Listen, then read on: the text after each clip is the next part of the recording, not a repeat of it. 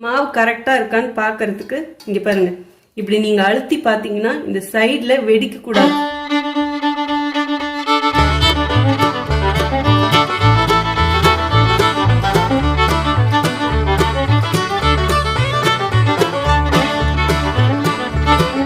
Hi friends, welcome to cook with Sangeetha.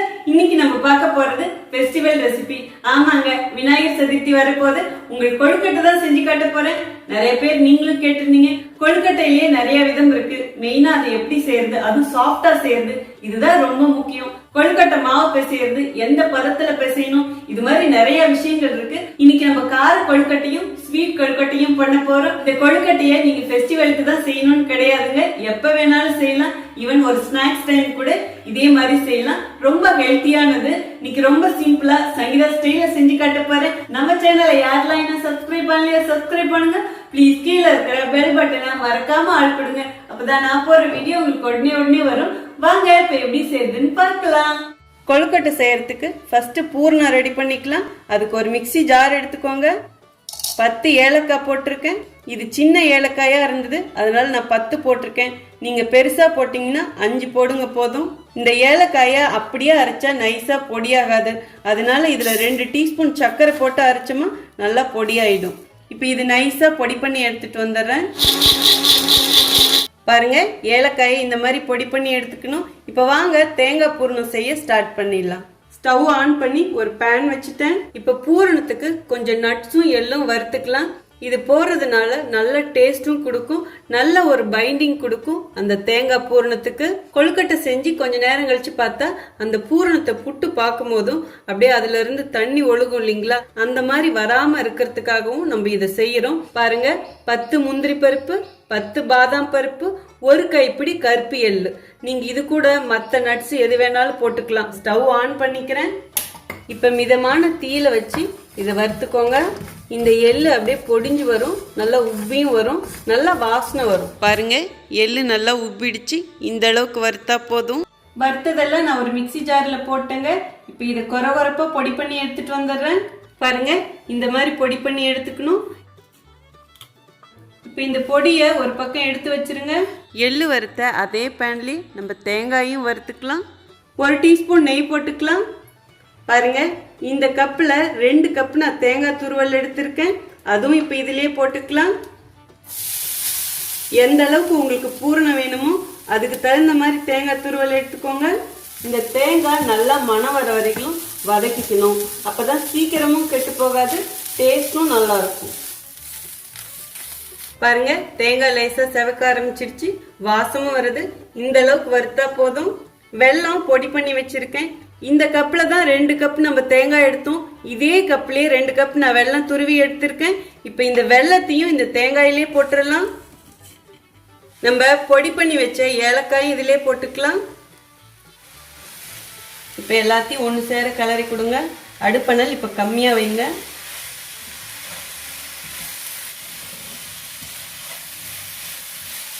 பாருங்க, இந்த வெல்லம் உருக ஆரம்பிச்சிருச்சு. இந்த வெல்லம், தேங்காய், ஏலக்காய் எல்லாம் சேர்ந்து ஒன்று சேர்ந்து கொஞ்சம் நல்லா வதக்கிக்கணும். ஒரு சிட்டிகை உப்பு போட்டுக்கோங்க. இந்த ஸ்வீட்டை நல்லா தூக்கி கொடுக்கறதுக்கு நம்ம உப்பு போட்டுக்கணும். நீங்கள் இதிலே பால் பவுடர் இருந்ததுன்னா ஒரு 2 டீஸ்பூன் கூட ஆட் பண்ணிக்கலாம். செம்மையாக இருக்குங்க, அப்படியே அந்த பால்கோவோட வாசனை வர மாதிரி இருக்கும். பாருங்க, லேசாக லூஸாக இருக்குது. இந்த மாதிரி இருக்கும் போதே ஸ்டவ் ஆஃப் பண்ணிடுங்க. அப்பதான் ஆறுனதுக்கு அப்புறம் நம்ம கொஞ்சம் சாஃப்டா இருக்கும். இப்ப இது நல்லா ஆறட்டும். பாருங்க, நம்ம தேங்காய் பூரணம் நல்லா ஆறிடுச்சு. இப்படி இருக்கணும் பதம். நீங்க ரொம்ப நேரம் தேங்காயும் வெல்லமும் போட்டு வதக்குனீங்கன்னா அப்படியே கட்டி ஆயிடும், இறுகி போயிடும். இந்த மாதிரி ஈரமா இருக்காது. இப்ப பாருங்க, இது கொஞ்சம் அங்கங்க கட்டி கட்டியா இருக்கு இல்லைங்களா, இந்த மாதிரி இல்லாம இருக்கிறதுக்கு இது மிக்ஸி ஜார்ல போட்டு அப்படியே பல்ஸ்ல 2 உடு விட்டுக்கணும். பாருங்க, மிக்சியில இந்த மாதிரி விட்டு எடுத்துக்கிட்டேன். இந்த மாதிரி செய்யறது கூட ஆப்ஷன் தான், பட் நான் செய்யற ஒவ்வொரு ஸ்டெப்பும் ஃபாலோ பண்ணீங்கன்னா பர்ஃபெக்டா வரும். பாருங்க, பூரணத்தை நான் ஒரு பவுல்ல போட்டேன். இப்ப வறுத்து பொடி பண்ணி வச்சதையும் இதிலே போட்டுக்கலாம். இப்ப இது எல்லாத்தையும் நல்லா மிக்ஸ் பண்ணுங்க. ஒரு சிலர் இதுல பொட்டுக்கல்ல கூட போடுவாங்க, பட் எனக்கு பிடிக்காது. அது என்னமோ டேஸ்ட் அடைக்கிட்ட மாதிரி இருக்கும். இப்ப இந்த பூரணத்தை நமக்கு தேவையான சைஸுக்கு எடுத்து உருண்டை பிடிச்சி வச்சுக்கலாம். அப்போ கொழுக்கட்டையில் வைக்கிறதுக்கு ஈஸியாக இருக்கும். எல்லாத்தையும் இதே மாதிரி உருண்டை பிடிச்சி எடுத்துக்கலாம். பாருங்க, எல்லா பூரணத்தையும் இதே மாதிரி நான் உருண்டை பிடிச்சி எடுத்துக்கிட்டேன். இந்த உருண்டையில மீதி இருந்தா நீங்க சும்மாவே சாப்பிடலாம், அவ்வளோ டேஸ்டா இருக்கும். இப்போ வாங்க கொழுக்கட்டை மாவு எப்படி செய்யறதுன்னு பார்க்கலாம். பாருங்க, இப்போ கொழுக்கட்டை மாவு பிசைறதுக்கு ஃபர்ஸ்ட் நம்ம தண்ணி கொதிக்க வச்சுக்கலாம். ஸ்டவ் ஆன் பண்ணி ஒரு பாத்திரம் வச்சுட்டேன். இந்த கப்பில் 3 கப்பு இப்போ தண்ணி ஊற்றிருக்கேன். 1க்கு 1, அதாவது 1 கப்பு மாவுன்னா 1 கப்பு தண்ணி. ஆனால் ஒரு சில அரிசி மாவுக்கு தண்ணி வித்தியாசப்படும். அரிசி மாவு நைஸா இல்லைன்னா அதுக்கு கொஞ்சம் தண்ணி இழுக்கும். நீங்க மாவு பிசைஞ்சு கொஞ்ச நேரம் ஆயிடுச்சுன்னா அந்த மாவு டைட் ஆயிடும். அந்த டைம்ல சுடு தண்ணி கொஞ்சம் லைட்டா ஊத்தி பிசைஞ்சிட்டு நீங்க கொழுக்கட்டை பண்ணீங்கன்னா சாஃப்டா வரும். இப்போ இந்த தண்ணிக்கு தேவையான அளவு கொஞ்சம் உப்பு போட்டுக்கலாம். நெய் 1 டீஸ்பூன் போட்டுக்கலாம். நீங்க நெய் வேணாலும் போடலாம், நல்லெண்ணெய் வேணாலும் போடலாம், தேங்காய் எண்ணெய் வேணாலும் போடலாம். உங்களுக்கு எப்படி விருப்பமோ அதுக்கு தகுந்த மாதிரி போடுங்க. பட் என்னை பொறுத்த வரைக்கும் நான் சஜஸ்ட் பண்றது இதுக்கு நெய் போட்டா நல்ல வாசனையாகவும் இருக்கும். அதே மாதிரி கொழுக்கட்டை சாஃப்டா இருக்கும் எவ்வளோ நேரம் வச்சாலும். அதுதான் ரொம்ப மெயின் இதுக்கு. பாருங்க, தண்ணி நல்லா கொதிக்குது. இப்போ ஸ்டவ் ஆஃப் பண்ணிடுங்க. இதை அப்படியே க்ளோஸ் பண்ணி வச்சிருங்க. பாருங்க, இப்ப கொழுக்கட்டைக்கு மாவு பிசைஞ்சிக்கலாம். அதுக்கு பச்சரிசி மாவு நான் 3 கப் எடுத்திருக்கேன். இந்த கப்பில் தான் எடுத்தேன். நீங்க இடியாப்ப மாவு வேணாலும் வச்சிருந்தா இதுக்கு யூஸ் பண்ணிக்கலாம், அதுவும் நல்லா இருக்கும். நான் பச்சரிசி மாவு இது கடையில வாங்கினது தான். இப்ப கொழுக்கட்டை மாவு பிசைஞ்சிக்கலாங்க. அகலமான ஒரு பாத்திரத்துல கொழுக்கட்டை மாவு போட்டுக்கோங்க. பாருங்க, நம்ம கொதிக்க வச்ச தண்ணியை ஒரு கையிலையும் அதை கலக்கிறதுக்கு ஒரு கரண்டியும் எடுத்துக்கிட்டேன். கரண்டியோட பின்பகுதியை எடுத்துக்கோங்க. இப்ப கொஞ்சம் கொஞ்சமா தண்ணி ஊற்றி இது நல்லா மிக்ஸ் பண்ணுங்க. இடியாப்பத்துக்கு கொழுக்கட்டைக்கு 2க்குமே ஒரே அளவு தான் தண்ணி. ஒரேடியா ஊத்தாதீங்க, கொஞ்சம் கொஞ்சமா ஊத்தி எல்லா இடத்துலயும் பரவற மாதிரி நல்லா மிக்ஸ் பண்ணுங்க. இப்ப இங்க கொஞ்சம் கட்டியா இருக்கு, இங்க கொஞ்சம் வரமாவா இருக்கு, அதாவது மாவு மிக்ஸ் ஆகாம. ஸோ இது எல்லாத்தையும் நம்ம மிக்ஸ் பண்ணும் போது இந்த வரமாவு தனியா இல்லாத மாதிரி இருக்கும், எல்லாம் ஒன்று சேர்ந்து கலந்துருக்கும். பாருங்க, இப்பதான் எல்லாம் ஒன்று சேருது. இப்பயே நம்ம ரொம்ப டைட்டா மாவு பிசைஞ்சிட்டா கொழுக்கட்டை சாஃப்டா இருக்காது. சூடா இருக்கும்போது சாஃப்டா இருக்கும். அப்புறம் நீங்க ஆறி போனதுக்கு அப்புறம் சாப்பிட்டீங்கன்னா அது சாஃப்டாவே இருக்காது. நான் இந்த அளவுக்கு பிசைஞ்சிருக்கேன். கொஞ்சம் அப்படியே பார்த்தா கொல கொலன்னு இருக்கிற மாதிரி இருக்கணும், அப்பதான் மாவு சாஃப்டா இருக்கும். தண்ணி நல்லா சுட சுட ஊத்தி பிசையணும். இந்த மாவு அந்த சுடு தண்ணியிலே வெந்துடணும், அப்பதான் சாஃப்டா இருக்கும் கொழுக்கட்டை. இப்ப பாருங்க, எனக்கு கை பொறுக்கிற அளவு இருக்கு, கையில ஒட்டுல மாவு. இங்க பாருங்க, இந்த பதத்துக்கு இருக்கணும். அதே மாதிரி இப்படி கொஞ்சம் மாவு எடுங்க, இப்படி உள்ள அழுத்துங்க. நீங்க இப்படி உள்ள அழுத்தும் போது இறங்கணும். இறங்கலைன்னா மாவு டைட்டா இருக்குன்னு அர்த்தம். மாவு கரெக்டா இருக்கான்னு பாக்குறதுக்கு இங்க பாருங்க, இப்படி நீங்க அழுத்தி பாத்தீங்கன்னா இந்த சைட்ல வெடிக்க கூடாது. இங்க பாருங்க, இப்ப நீங்க இப்படி உருட்டுங்க, வெடிக்கல, அப்ப கரெக்டா இருக்குன்னு அர்த்தம். பாருங்க, இப்ப கொஞ்சம் லூஸா இருக்கு, இப்படிதான் இருக்கணும். இந்த மாவு இன்னும் சூடாவே இருக்கு. இது ஆறி போயிடுச்சுன்னா இன்னும் கொஞ்சம் டைட் ஆயிடும். அதுக்குதான் கொஞ்சம் லூஸா பிசைங்கன்னு சொன்னேன். இப்ப இந்த மாவை நல்லா பிசைஞ்சாச்சு. நீங்க நெய் வேணாலும் எடுத்துக்கலாம், எண்ணெய் வேணாலும் எடுத்துக்கலாம். இது மேல அப்படியே கொஞ்சம் தடவி கொடுங்க, இந்த மாவு காயக்கூடாது, அதுக்காக தான். அதே மாதிரி நெய் போடும் போதும் இதுக்கு நல்ல வாசனையா இருக்கும். நீங்க செஞ்சு பாருங்களேன். எண்ணெயை விட நெய் இதுக்கு ரொம்ப டேஸ்ட் தரும். அவ்வளோதான். இதை 5 நிமிஷத்துக்கு அப்படியே வச்சிருங்க. அதுக்கப்புறம் நம்ம கொழுக்கட்டை பிடிக்கலாம். ஏன்னா இந்த சுடு தண்ணியிலே கொஞ்சம் ஊறிச்சுன்னா மாவு நல்லா சாஃப்ட் ஆகும். இப்போ 5 நிமிஷம் ஆயிடுச்சு, இது நல்லா ஊறிடுச்சு. நம்ம 3 கப்பு மாவு எடுத்திருப்போம். இந்த 3 கப்பில் 2 கப்பு மாவு நம்ம பூரண கொழுக்கட்டைக்கு, 1 கப்பு மாவு நம்ம கார கொழுக்கட்டைக்கு எடுத்துக்கலாம். கார கொழுக்கட்டைக்கு மாவு இப்போ தனியாக எடுத்து வச்சுட்டு இது க்ளோஸ் பண்ணி வச்சுடுங்க. இப்போ இந்த மாவை நம்ம பூரண கொழுக்கட்டை செஞ்சிடலாம். இது எல்லாம் அப்படியே ஒன்று சேர்த்துருங்க. நல்லா உருண்டையா, ஒரே உருண்டையா வச்சிருங்க. பாருங்க, கொஞ்சம் மாவு எடுத்து நான் அப்படியே ஒரு உருண்டையா பிடிச்சிட்டேன். இப்போ இதை அப்படியே லேசா தட்டிட்டு இந்த இலையில வைங்க. இப்போ அப்படியே நல்லா அழுத்தம் கொடுத்து இதை தட்டுங்க. நல்லா சர்க்கிள் ஷேப்ல பண்ணிக்கோங்க. இந்த ஓரெல்லாம் இங்க பாருங்க, இப்படி நல்லா இப்படி எடுத்து கொடுங்க, வெடிப்பு இல்லாம. ரொம்ப திக்காவும் இருக்கக்கூடாது, ரொம்ப மெலிசாவும் இருக்கக்கூடாது. இந்த அளவுக்கு இருந்தா போதுங்க. இப்ப பூரணம் வச்சுக்கலாம். நம்ம உருட்டின பூரணத்தையும் இதுல வச்சுட்டேன். இப்ப நான் ஃபர்ஸ்ட் உங்களுக்கு ரவுண்டா செஞ்சு காமிக்கிறேன்.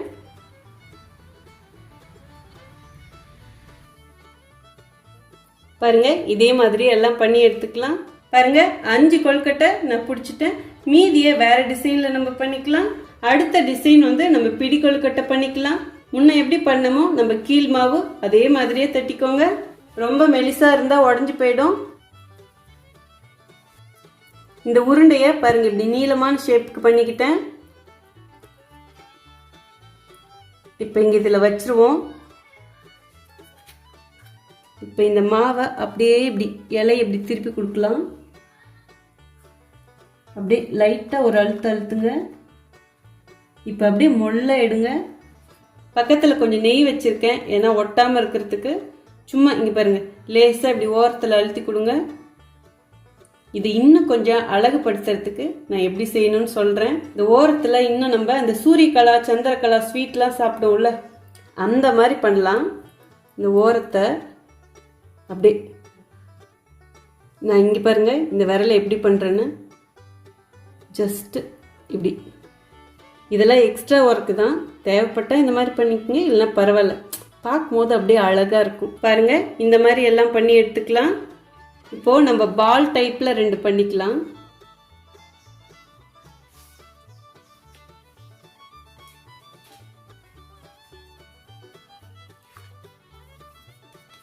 இந்த மாதிரி பண்ணிக்கணும். அவ்வளவுதாங்க, பூரண கொழுக்கட்டைக்கு எல்லாம் பிடிச்சாச்சு. இப்போ இது ஓரமா வச்சுட்டு நம்ம கார கொழுக்கட்டைக்கு இப்போ பிடிச்சிடலாம். பாருங்க கார கொழுக்கட்டைக்கு மாவு எடுத்து வச்சோம் இல்லைங்களா, அதை எடுத்துக்கிட்டேன். கொஞ்சமா எடுத்து அப்படியே உருட்டலாம். இந்த மாதிரி சின்னதா எல்லா மாவும் உருட்டி எடுத்து காட்டுறேன். பாருங்க கார கொழுக்கட்டைக்கும் எல்லா மாவும் இதே மாதிரி உருண்டை பிடிச்சி எடுத்துக்கிட்டேன். கொழுக்கட்டை வேக வைக்கிறதுக்கு ஸ்டவ் ஆன் பண்ணி ஒரு ஸ்டீமர் வச்சுட்டேன். அடியில கொஞ்சம் தண்ணி ஊத்திட்டேன். தண்ணியும் நல்லா கொதி வந்துருச்சு. மேல இந்த பாத்திரத்தையும் வச்சாச்சு. இந்த பாத்திரத்திலே ஹோல் இருக்கு, நீங்க இப்படியே இது மேல வேணாலும் கொழுக்கட்டையை வச்சுக்கலாம். பட் நான் வந்து ஒட்டாம இருக்கிறதுக்காக இதுல வாழை இலை வச்சுக்கிட்டேன். ஈவன் நீங்க காட்டன் கிளாத் கூட போட்டுக்கலாம், ஒயிட் கலர் கிளாத்து. ஃபர்ஸ்ட் கார கொழுக்கட்டைக்கு உருண்டை பிடிச்சோம் இல்லைங்களா, அந்த கொழுக்கட்டையை வேக வச்சுக்கலாம். இப்ப இது க்ளோஸ் பண்ணிடலாம். அடுப்பணல் நல்லா வச்சுட்டு 10 நிமிஷம் இதை வேக விட்டுக்கலாம். ஓபன் பண்ணி பார்க்கலாம். நல்லா வெந்துடுச்சு. இப்ப இது வேற ஒரு பிளேட்டுக்கு மாத்திடலாம். ஏன்னா மீதி இன்னும் கொழுக்கட்டை இருக்கு இல்லைங்களா, அதுவும் நம்ம வேக வைக்கணும் இதுலயே. பாருங்க எல்லாமே எடுத்தாச்சு. இதை ஒரு பக்கம் வச்சிடலாம். மீதி இருக்கிற கொழுக்கட்டையும் நம்ம ஆவியில வேக வச்சுக்கலாம்.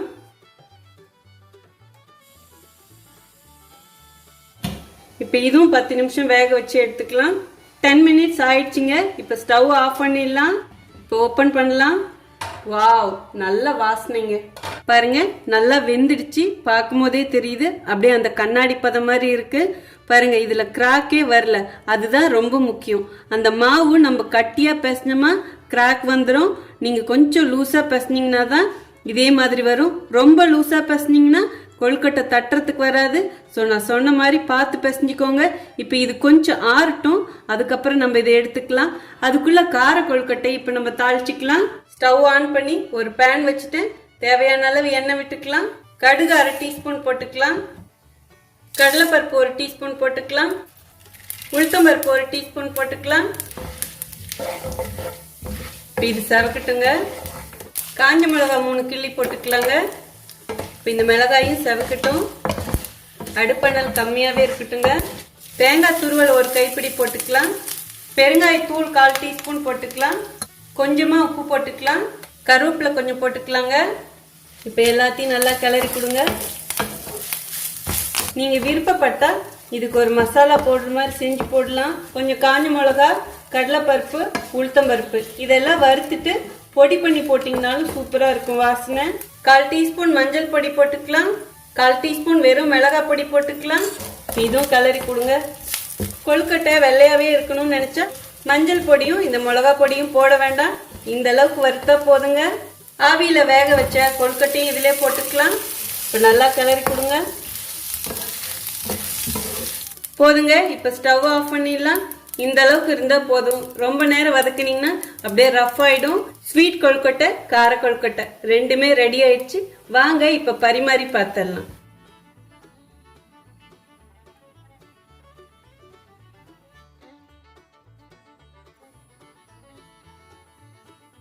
பூரண கொழுக்கட்டை எல்லாம் சூப்பரா ஜம்முன்னு ரெடி ஆயிடுச்சு. கார கொழுக்கட்டையும் ரெடி ஆயிடுச்சு.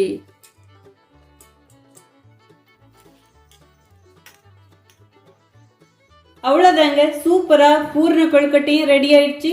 அதுவும் டிஃப்ரெண்ட் ஸ்டைல்ல. அதே மாதிரி நம்ம கார கொழுக்கட்டையும் ரெடி ஆயிடுச்சு.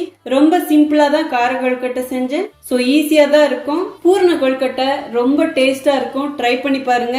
கொழுக்கட்டை செய்யறதுனாலே எல்லாம் கொஞ்சம் டிஃபிகல்ட்னு நினைச்சுக்குவாங்க. ஸோ இன்னைக்கு உங்களுக்கு அளவு ரொம்ப நல்லாவே தெரிஞ்சிருக்கும். பார்க்கும்போது உங்களுக்கே தெரியும் கிராக் இல்லாம நல்லா மொழு மொழுன்னு வந்திருக்கு. இங்க பாருங்க இந்த மோதக கொழுக்கட்டைலாம் சும்மா ஜம்முன்னு ஜோரா நிக்குது. ஸோ ப்ளீஸ் கண்டிப்பா நீங்களும் ட்ரை பண்ணி பாருங்க. உங்க வீட்டுல விநாயகர் சதுர்த்திக்கு நீங்களும் இதே மாதிரி செஞ்சு பாருங்க. செஞ்சு பார்த்துட்டு எப்படி இருக்குன்னு சொல்லிட்டு மறக்காம எனக்கு கமெண்ட் பாக்ஸ்ல சொல்லுங்க. உங்களுக்கு இதுல ஏதாவது சந்தேகம் இருந்தா ப்ளீஸ் அதுவும் என்கிட்ட கேளுங்க.